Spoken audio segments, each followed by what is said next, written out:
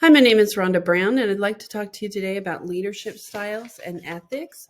This is a presentation for Module 3 of my Intro to Building Administration class, EDL 852, at Fort Hays State University in Hays, Kansas. First of all, when talking about leadership styles, we need to recognize that there are different leadership styles, and Christianity 9 to 5 outlined 10 different leadership styles or leadership theories, not styles, for us. The first one is the great man theory, and that theory says that leaders are born, not made. So you're born with the inherent qualities that make you a good leader, and that theory postulates that you can't really learn that as well as someone who was born with it. The next theory is trait theory, in which it states that an individual should focus on what character traits to develop to be a good leader. So those would be like honesty, openness, integrity, things like that are the traits that you should develop in order to be a good leader. The third theory that we're going to talk about is the skills theory, and that is very similar to trait theory, but it does focus on what skills you should develop to be a good leader. So that is like being competent in your work and being like to be a good principal, you would need to be a good teacher. You would need to have good classroom management skills. You would need to have good presentation skills, things like that. Style theory says that the leadership style that you adopt is the key to leading effectively, meaning whether you're an autocratic leader and you're very authoritative or whether you're a democratic leader, that style would be your key to leading effectively. Situational theories hold that leaders have to adapt their leadership style to the current situation and environment in order to be effective. Contingency theory says that effective leadership depends on choosing the correct leader who has a style to match the situation. So that would be, for instance, if you are teaching at a school that is focused on behavioral interventions for students who need those, you would need to have a different leadership style than if you were teaching at a school that was a private Christian school where parents pay to have their students go there. Transactional leadership holds that people will follow a leader based on the incentives that they're offered to do so. So if you can pay better, if you have better benefits, you'll get better quality employees who will follow their leader more effectively. Transformational leadership holds that people will follow a leader who encourages and inspires them. So the money's not as important. It's more important that the leader believes in the people and inspires them to do their best. Leader-member exchange theory is a little bit tricky. It says that leadership is about a fair exchange between the leader and those people that they lead. So if it's about a fair exchange, that can also create kind of little cliques like what we experienced when we were in high school. And so the leader is basically favors or prefers these groups of people where there is that equal exchange. And the leader has to be cognizant of this tendency and avoid it so that they don't create that kind of cliquey atmosphere. Servant leadership is a theory that holds that a leader should make a priority of meeting the needs of the people they lead, and that in doing so, then they're going to create an environment where the people that are being led trust the leader and they want to do their best. So basically, if you feel like that leader is interested in you as a person, you'll be more likely to follow them and do what they need you to do. So there are several leadership styles, and Murphy identified 4. The first is the pragmatist. That's a person who's very driven and goal-oriented. They're really shooting for the stars, and they're really looking to be the best in their field. An idealist is the second leadership style, and that's someone who believes in everybody's potential and encourages people to learn and grow, and they themselves like to learn and grow. So they're always looking for instance, in education, they would always be looking for the latest research and what is best practices based on scientific research. Then the third leadership style is the steward. That person is dependable, helpful, loyal. They're calming. Their employees depend on them to be a calming force in the environment. So they're very good at just making sure everybody stays regulated. And the fourth style is a diplomat. That person focuses on good relationships with people and encouraging people to have good relationships with each other. That would also be someone who has really good conflict resolution skills. So after taking that leadership quiz on the Murphy article, my leadership style was identified as an idealist. And so there are several ways that I can see that I fit that leadership style. The first is my love of learning. I did not start college until I was 26 years old. However, since that time, I've gone to college off and on for the rest of my career, including attaining a master's degree in early childhood unified after my bachelor's degree in elementary education, and then additional credit hours to be a low incidence special education teacher, a few credit hours towards a BCBA, and then this program as well. I tend to be a person who does a lot of research on the internet about the newest practices in research-based interventions as part of my job. I have a lot of attendance at and presentation at professional development opportunities. Twice I've gone to certify as a MANT trainer. Last year I went to a week-long conference on behavioral difficulties in Kansas City, and those are things that I volunteered to do just because I want to learn more. My current job shows that I am a person who believes in the power of learning and believes that everyone can learn. My current job, I'm basically a coach and a trainer for special education teachers in 5 different districts. There are at least 2 to 3 teachers in each district that I support. And so that's a coaching mindset that I just have to have for my current job. I am and have been last year and this year. I've been at my job for 3 years. And for 2 of those 3 years, I've been a mentor for new special education teachers. I mentor 1 first-year and 1 second-year teacher each year. As I mentioned before, I'm a MANT system trainer, and I work with multiple staff members at multiple levels. So I have to develop those relationships with paras, teachers, principals, superintendents, counselors, school psychologists, other specialists, and lots of different people to make sure that I'm effective in my job. So Tracy identified 10 traits and characteristics of good leaders. And of those 10, these are the ones that I feel I possess. Now, that doesn't mean that I couldn't develop them better, but these are some that I feel like that I show. And the first one is vision. Because my job is to coach people, I have to have a vision for the future and what that looks like once they've integrated what I've taught them into their daily practice. Integrity is hugely important in all areas of education. As it applies specifically to special education, there are a lot of things that need to be done. There's a lot of data that needs to be taken. The data needs to be driving our decisions. We need to be adhering to special education law. And it's important to have integrity and honesty to be able to adhere to those principles and those laws as we need to serve the students best.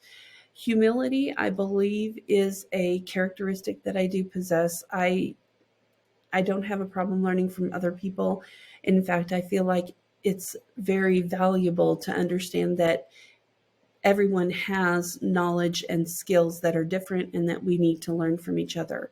In my current position, the director of the co-op is much younger than me, but she has a lot of really good knowledge, and she is very focused on doing what's best for our students. And so I think it takes some humility to be able to say, I know you're younger than me. I know, I've gone through a lot and lived a lot of years, but there's still knowledge that you have that I don't have, and be humble enough to accept that and learn from that.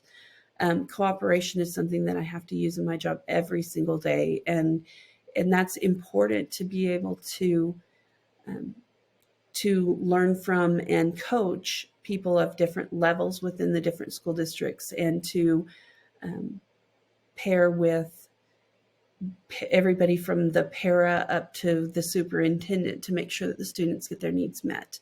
Clear communication, again, if I'm training other people, which I do on a regular basis, and I'm communicating with everybody from the paras all the way up to the superintendent, the communication that I use has to be very clear, and I have to make sure that they understand.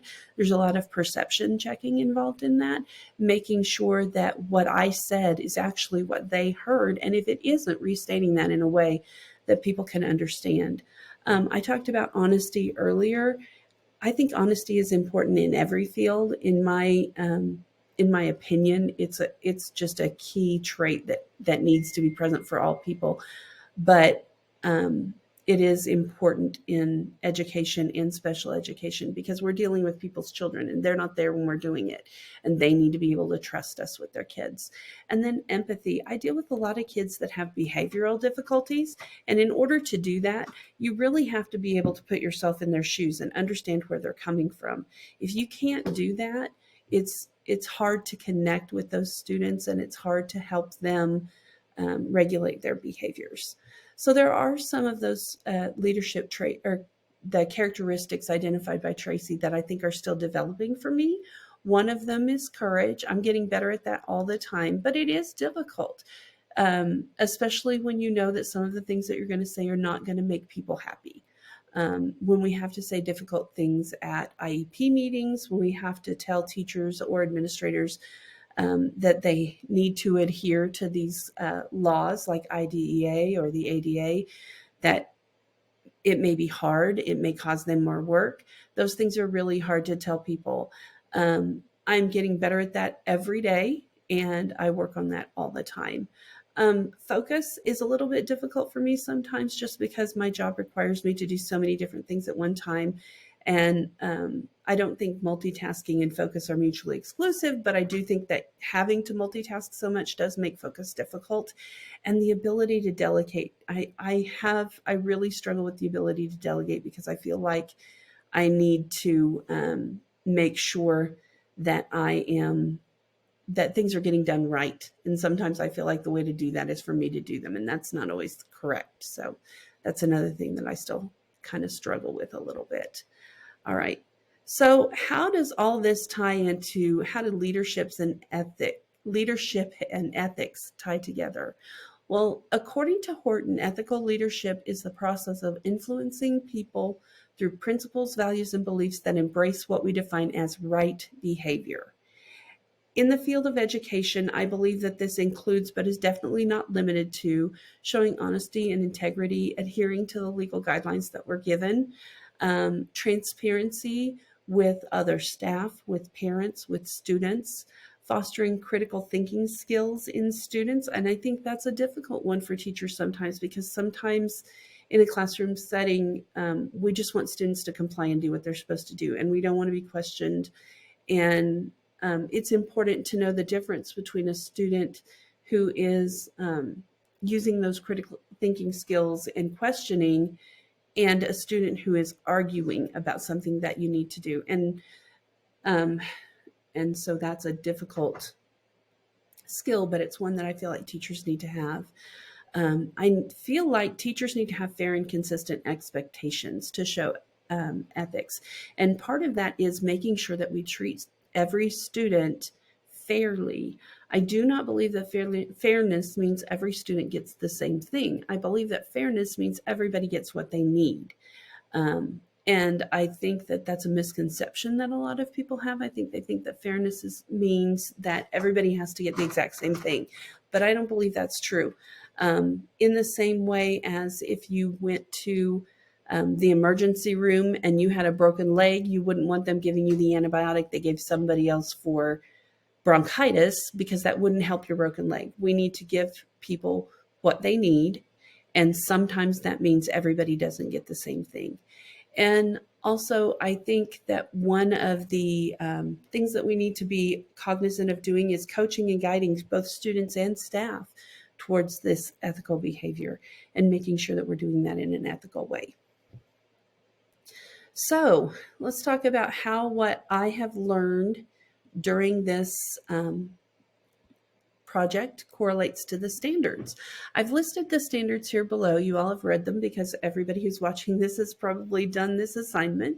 But as for promoting the current and future success and well-being of students and adults by applying the knowledge, skills, and commitments necessary to understand and demonstrate the capacity to advocate for ethical decisions and cultivate intact professional norms, I believe that in order to be effective, school leaders, school administrators need to be aware of their own leadership style, characteristics, and ethics so that they can help foster the educational and personal success and well-being of students and staff in their buildings. These standards specifically say reflecting on communicating about cultivating and modeling professional dispositions and norms like fairness, integrity, transparency, trust, digital citizenship, collaboration, perseverance, reflection, lifelong learning that support educational success and the well-being of each student and adult. I believe that this project has allowed me to explore leadership styles and what those leadership styles mean as far as being able to cultivate and help the people that we lead, including staff and students, and that is how that connects. I believe that in order to effectively lead a school, an administrator has to be able to communicate clearly and weigh the options carefully. They need to look at the options that are presented through the lens of both the high standards and professional ethics that they have, as well as the legal requirements. There have been situations recently in the schools that I support where I've had to go in and look at Title II of the ADA and determine whether or not we were excluding students from things like class parties based upon a characteristic of their disability, and had to go in and coach teachers and administrators on how they make that decision. And it's important to know how to do that. It's important to know how to apply those legal standards back to our everyday practice. If ethical behavior is expected of students and staff within a school, the administrator has to practice what they preach. So we have to be modeling ethical and legal behavior. We have to be modeling what we expect of other people. And if we're not doing that, we can't expect people to follow us. You can't just say it and expect people to do it. You have to live it and you have to show it yourself. How is this relevant to my current practice? My current job requires me to advise and mentor teachers. So it's already kind of a mid-level type, not really a leadership. I'm not an administrator, I'm not anybody's boss, but I am required to help people do their jobs in effective ways and do those in ways that meet the legal requirements of special education. So advising and mentoring those teachers, communicating effectively with district administration from several different districts, those things require me to show those leadership characteristics that we talked about.